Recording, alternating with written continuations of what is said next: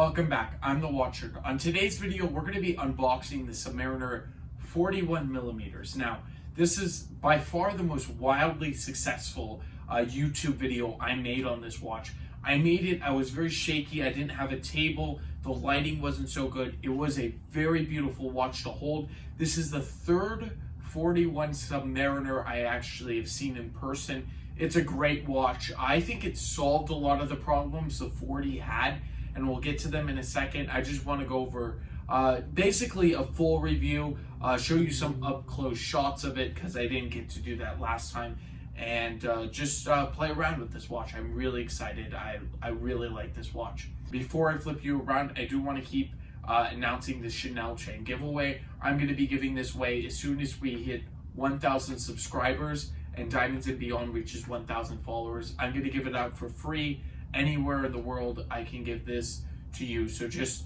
follow the 4 steps in the description and you can win this chain. Now, first turning ourselves around, this is the outer box, quickly taking it out of its package. It's really special, and I'm every time I hold this watch, it's very cool. I love the new packaging. I'm a huge fan of it. I know the old is very retro and everything. I just love it, and I really like how they don't go overboard with their packaging. It's very nice, just extremely simplistic, and just quality, everything they do.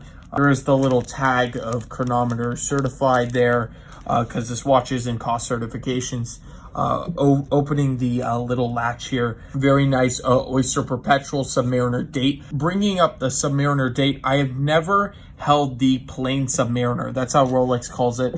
People call it the no date, but I actually have never held that piece. I only have held this one, and I think the only difference is one being the date, looking a little more simplistic.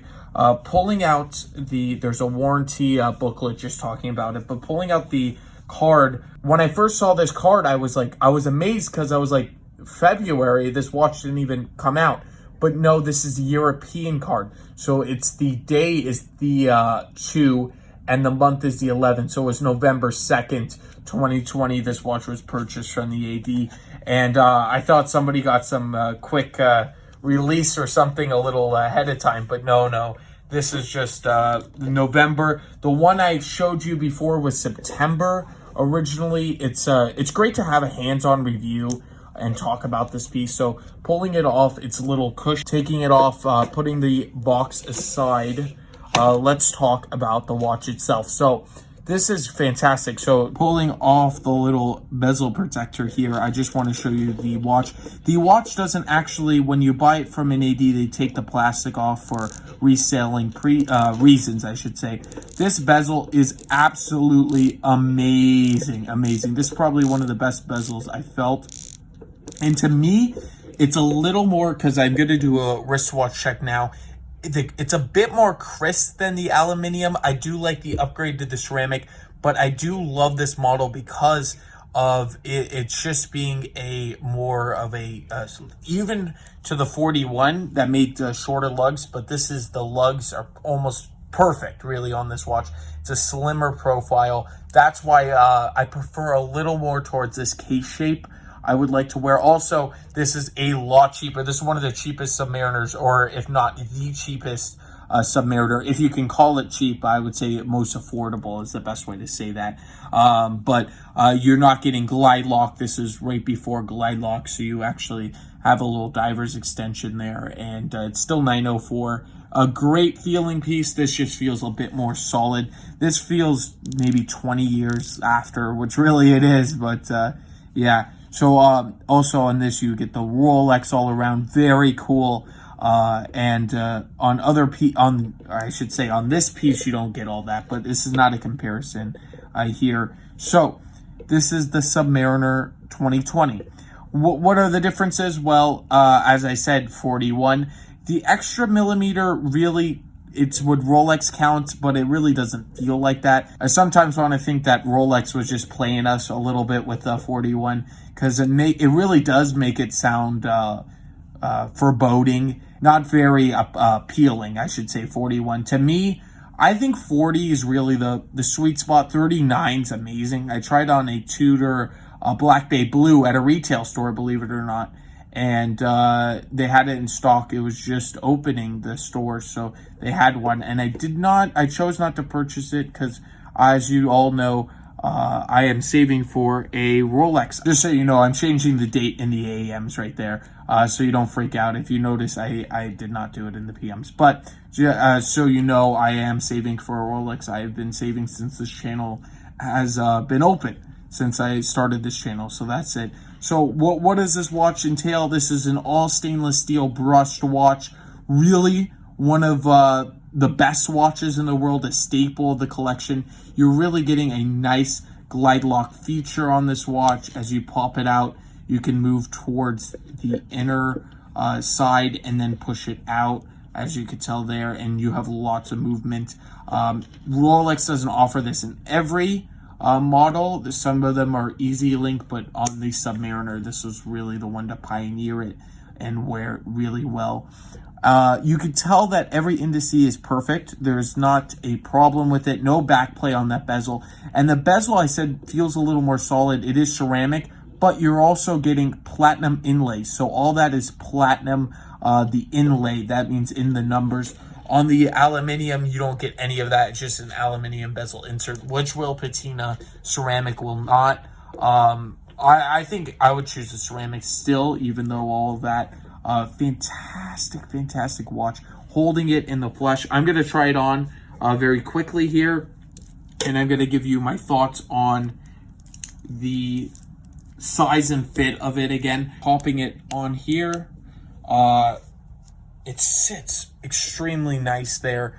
As you can tell, my wrist isn't huge, but it fits really nice. And I like a little, maybe not as loose right now on it, but you could go a little looser on this bracelet, a little tighter. Paying, 30% more maybe on a gray market is a little excessive, but as you know, this watch is hotter than the sun right now, so it's really worth it.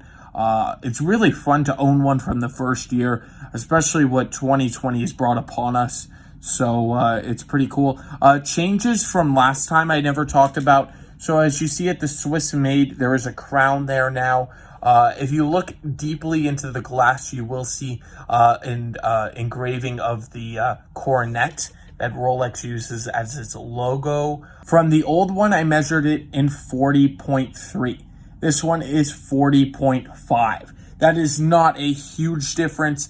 I think it actually can work on my wrist. I just like a little more of a compact piece, but this is a lot better than the 40 mil ceramic. I will agree with you. I think this, if you're looking, and the 40 mil was too much, but if you wanted to buy, let's say, this watch and you really don't want the aluminium, or you don't want just an older piece, then this is the way to go. I recommend going out and buying one right now. Well, it's your choice, it's your money. If you want to pay a little premium, if you get lucky, then of course I would recommend purchasing it from an AD. But these sell, as I told you, there was 3 at the shop.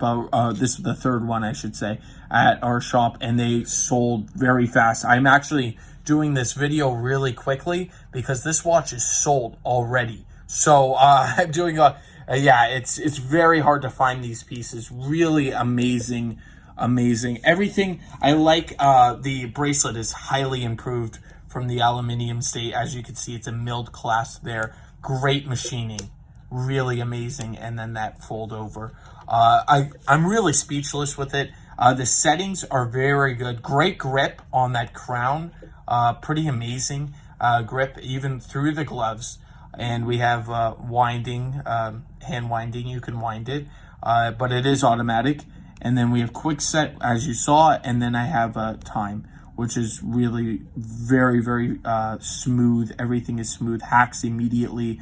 No bad movement here. And then 70 hours is the last thing, really big thing. Of course, the movement is all changed, but I'm talking just huge thing in the watch is the 70 hours of power reserve it has now. So that is special. I'm going to get a couple close shots before I end this video. As you can tell, really beautiful. I love how the coronets there at that 12. Let's get the, there we go, the bezel's back at 12. Very solid action on this bezel, I have to mention too. Really great. And then we have Rolex going all the way, sapphire crystal, and they use clear anti-coating on the crystal there, the Cyclops, I should say. That is on the crystal, and that's what a lot of fakes get wrong. So, you know, those comparison videos on fakes versus real, that's one of the dead giveaways. As you can see here, it's clear anti-coating on that Cyclops. On most of them, they don't even talk about it, but when they have them side by side, I can recognize the fake right away because through that Cyclops. So if you want to pay, I don't know if you watch those videos, but I know I do watch the comparison with the fake, and that's really the dead giveaway. I was thinking about doing one. Comment down below, should I do a comparison of a real Submariner versus a fake? I would love to hear your comments. But yeah, so that leads me to the end of this review. I hope you all enjoyed it. I had fun taking another look at these. As you could tell, one quick look at that beautiful bracelet, screwed links.